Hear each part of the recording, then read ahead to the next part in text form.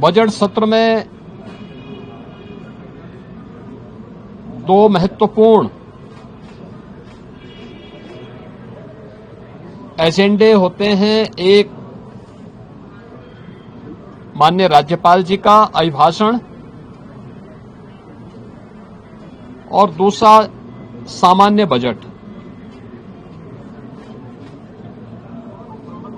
माननीय राज्यपाल जी का अभिभाषण वह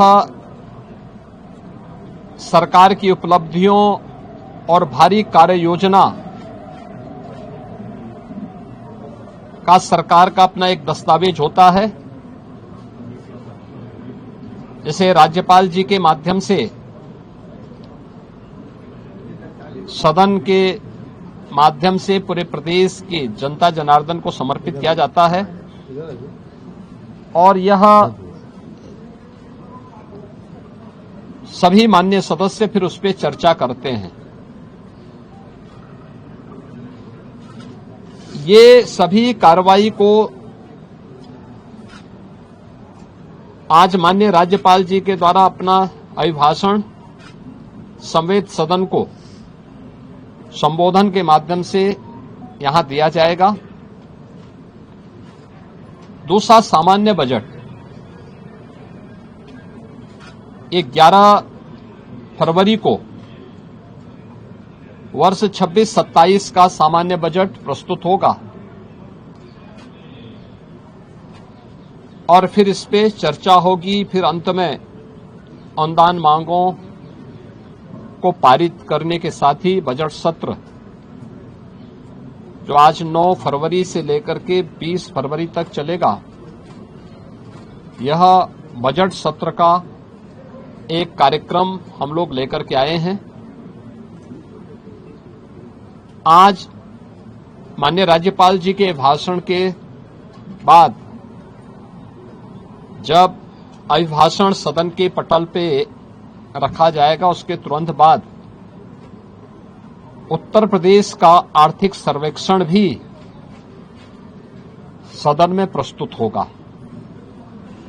ये पहली बार कोई राज्य सरकार अपनी आर्थिक उपलब्धियों को लेकर के, क्योंकि जब हम लोग इस बात का उल्लेख करते हैं कि हम लोगों ने यूपी के बीमारू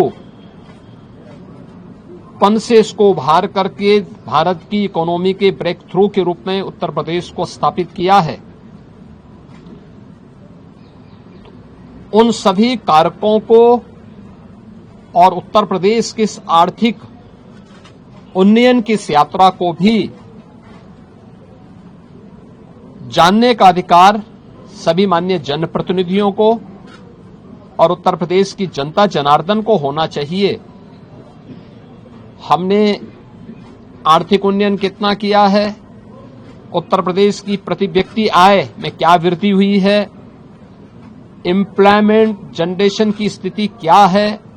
उत्तर प्रदेश की वित्तीय प्रबंधन को कैसे हमने लगातार एक विषम परिस्थितियों से उभार करके उत्तर प्रदेश को पिछले 5 वर्ष के अंदर, पिछले 5 वर्ष से लगातार रेवेन्यू सरप्लस स्टेट के रूप में स्थापित किया है। इन सब को लेकर के आर्थिक सर्वेक्षण की रिपोर्ट भी आज सदन में प्रस्तुत होगी और मुझे लगता है कि राज्यपाल जी के भाषण पे चर्चा के दौरान भी और बजट पे चर्चा के दौरान भी सभी माननीय सदस्य के लिए यह रिपोर्ट एक महत्वपूर्ण दस्तावेज होगा अपने डाटा को प्रस्तुत करने के लिए और उस पर चर्चा करने के लिए। वास्तव में विधानमंडल लोकतंत्र का एक महत्वपूर्ण आधार स्तंभ है। यह संवाद से चलता है, कार्रवाई को बाधित करके नहीं। किसी भी माननीय सदस्य को अगर कोई मुद्दा उठाना है तो कार्रवाई को बाधित करने से वह एक प्रकार से जिन मुद्दों को की ओर ध्यान आकर्षित करना चाहता है उन मुद्दों पे को डाइल्यूट करने का प्रयास कर रहा है। हम लोगों ने बार बार कहा है कि सरकार संवाद से समस्या का समाधान पर विश्वास करती है। सरकार हर मुद्दे पे चर्चा परिचर्चा करने को तैयार है। हर एक माननीय सदस्य के बहुमूल्य सुझावों को स्वीकार करने को तैयार है, उस पर चर्चा करके और जो भी राज्य के हित में आवश्यक है उस प्रकार का कदम उठाने के लिए तत्पर है, तैयार है। लेकिन कार्रवाई को बाधित न किया जाए, अनावश्यक शोरगुल से बचा जाए। यद्यपि पिछले 9 वर्ष के अंदर उत्तर प्रदेश विधान मंडल में कार्रवाई के नए कीर्तिमान स्थापित हुए हैं और हम विश्वास करेंगे कि बजट सत्र जिस पर पूरे प्रदेश की और देश की भी निगाहें होंगी, इस बजट सत्र को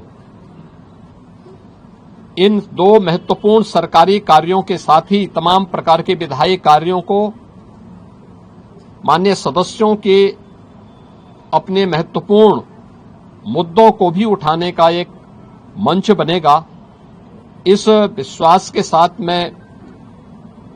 बजट सत्र के अवसर पर विधानमंडल के सभी माननीय सदस्यों का और इस पूरी प्रक्रिया को सुचारू रूप से संपन्न करने के लिए विधानमंडल से जुड़े हुए जो हमारे अधिकारीगण हैं उन सबका भी, आप सभी का भी मैं हृदय से अभिनंदन करता हूं और विश्वास करता हूं कि बजट सत्र उत्तर प्रदेश के विकास की इस स्पीड को और तीव्र करने में एक बड़ी भूमिका का निर्वहन करेगा। मेरा सभी पक्षों के माननीय सदस्यों से अपील होगी कि हमें विधायिका के सर्वोच्च मंच को जनता जनार्दन से जुड़े हुए मुद्दों पर एक सार्थक चर्चा को आगे बढ़ाने, संवाद से समस्या के समाधान की दिशा में एक नया मार्ग आगे बढ़ाने की दिशा में अपना प्रयास करना चाहिए।